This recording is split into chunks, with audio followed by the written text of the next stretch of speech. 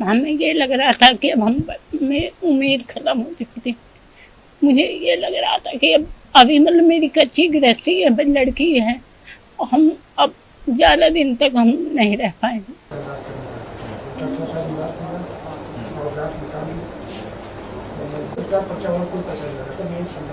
Cancer पता चला तो तब कितना पैसा जोड़ने की बात कर रहे थे आप? कितना पैसा लगा सर? हमने तो एक ही पर्चा बनवाया था।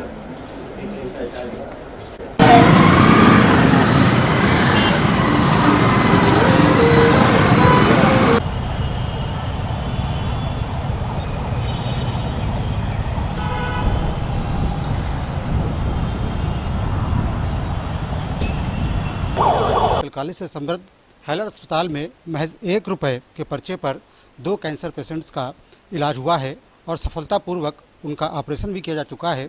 उनके पेरेंट्स से बात करते हैं, उनके परिजनों से बात करते हैं और जानते हैं कि किस तरीके से उन्हें उनके जब कैंसर हुआ उनके। सर हमें ये लगा कि हम अब इलाज नहीं करवा पाएंगे, लेकिन फिर हम यहाँ पर आए तो यहाँ पर डॉक्टर साहब को हमने दिखाया, 1 रुपया का पर्चा बनवाया, फिर डॉक्टर साहब को दिखाया तो उन्होंने हमें आश्वासन दिया, बेटा परेशान ना हो, आप एडमिट कर दो, बाकी हम देखेंगे। फिर उसी पे इलाज सर शुरू हो गया और शुक्रवार को इनका ऑपरेशन हुआ, जो अभी सामने बैठी हैं। हमें बहुत खुशी है, बहुत खुशी है क्योंकि कैंसर का इलाज इनकी माता जी का सफलतापूर्वक हो चुका है और उनका जो ऑपरेशन होना था वो भी सफलतापूर्वक। और आप देख सकते हैं कि वो खुद बैठी हुई है, सफलतापूर्वक उनका जो बाकी का इलाज है वो यहाँ पर किया जा रहा है और खर्चा महज 1 रुपया है। एक और शख्स हमारे साथ मौजूद है, इनकी पत्नी को कैंसर हुआ था। ये बताइए कि क्या हुआ जब आपकी पत्नी को कैंसर हुआ, क्या लगा? एक गांठ हुई सर, गांठ से जो है दर्द हल्का सा हुआ तो उनका हाईलाइट में किया, डॉक्टर साहब को दिखाया तो उन्होंने कहा इनको आप पर्चा बनाइए, इनको आप भर्ती कीजिए, इसके बाद मैं देखता हूँ क्या करना है। भर्ती का इसके ऑपरेशन जो है सफल हो गया हमारा और आपके सामने सब खड़ी मौजूद है। ये सरकार द्वारा सुविधा मिली। क्या लगा आपकी पत्नी को कैंसर हुआ तो लगा कि मतलब इतना सस्ता इलाज हो पाएगा? मुझे जो पैसा बहुत परेशानी थी, लेकिन यहाँ हमको बताया किसी ने, तब मैं आया तो संतोषजनक मुझे इलाज मिला। तब हमें ये लग रहा था कि अब हम में उम्मीद खत्म हो चुकी थी। मुझे ये लग रहा था कि अब अभी मतलब मेरी कच्ची गृहस्थी है, लड़की है, हम अब ज़्यादा दिन तक हम नहीं रह पाएंगे।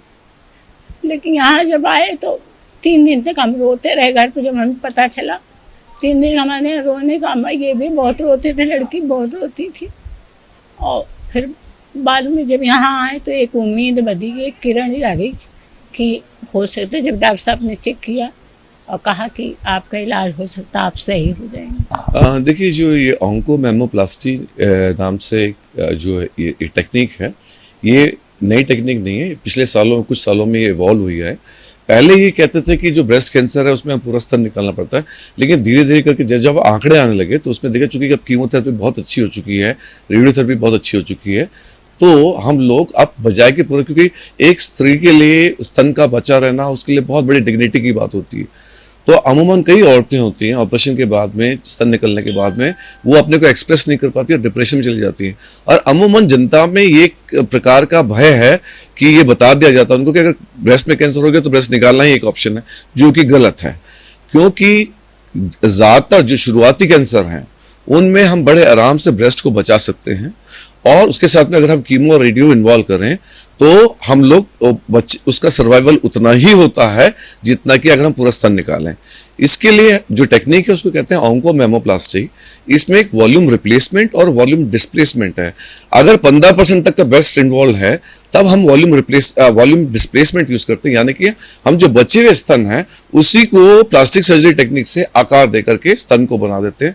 लेकिन अगर उससे ज्यादा हिस्सा इन्वॉल्व है तो हमारे पास में कई सारी टेक्निक्स हैं, उसमें हम विभिन्न जगहों से मांस लेकर के, फ्लैप्स जैसे कहते हैं, फ्री फ्लैप्स या पेडिकल फ्लैप लेकर के हम उसको रिकंस्ट्रक्ट कर सकते हैं।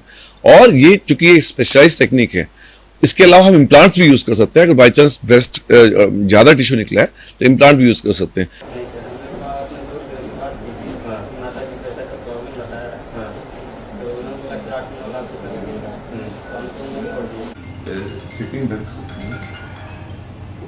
हाँ मंजू जी नमस्कार। नहीं बताइए, बताइए।